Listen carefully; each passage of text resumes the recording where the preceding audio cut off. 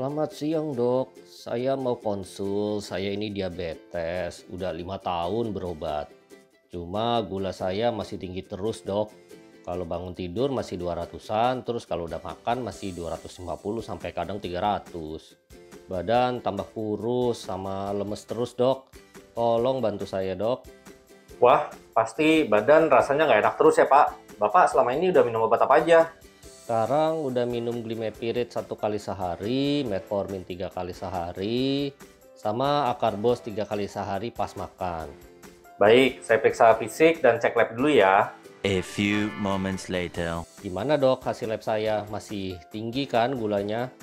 Betul, Pak. Ini gula sewaktunya masih 350. HbA1c Bapak juga masih tinggi banget, 10,5%. Untungnya nih, fungsi ginjal masih bagus. Tapi kalau begini terus, resiko komplikasi kronik bakal jalan loh, masih bisa tetap kejadian nanti. Mana Bapak nih masih muda, sayang banget kalau kualitas hidup mendatang tidak baik.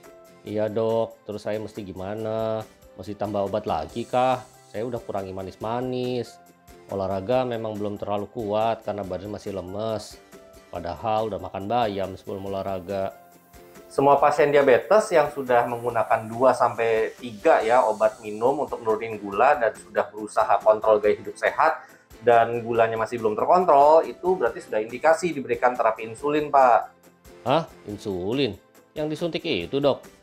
Saya nggak mau dok, nanti saya ketergantungan.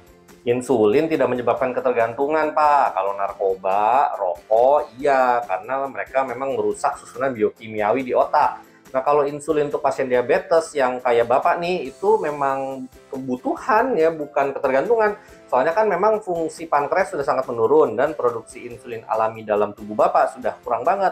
Ibaratnya nih dompet ya, udah hampir kosong, Pak. Nah, ini saya kasih dana segar dari luar. Tapi aman nggak dok? Takut saya nanti ginjal saya rusak.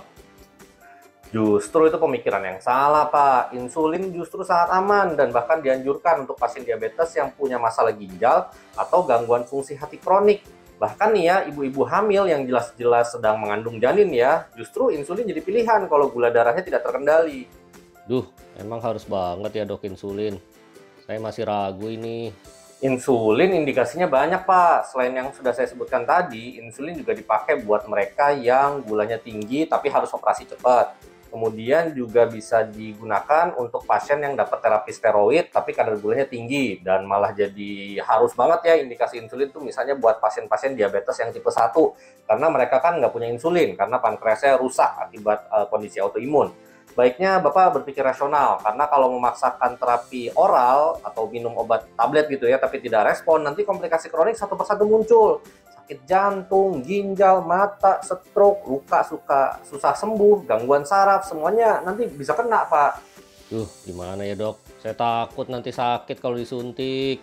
Jarum insulin sangat kecil dan halus, Pak. Nih ya, contohnya ya, nih tuh kecil banget tuh, Pak. Tuh cuman setengah senti, halus banget. Moh dok, tetap takut saya. Tambahin aja obat lagi, saya udah pasrah. Ya udah, Pak. Tapi nanti kalau komplikasi, apalagi kalau kena ke si Joni nggak bisa bangun, jangan salahin saya ya. Hah? Bisa ke sana komplikasinya dok? Ampun dok, bisa pindah ke lain hati ntar si Neng Olip. Kalau gitu resepin insulin aja dok, sekarang ya dok.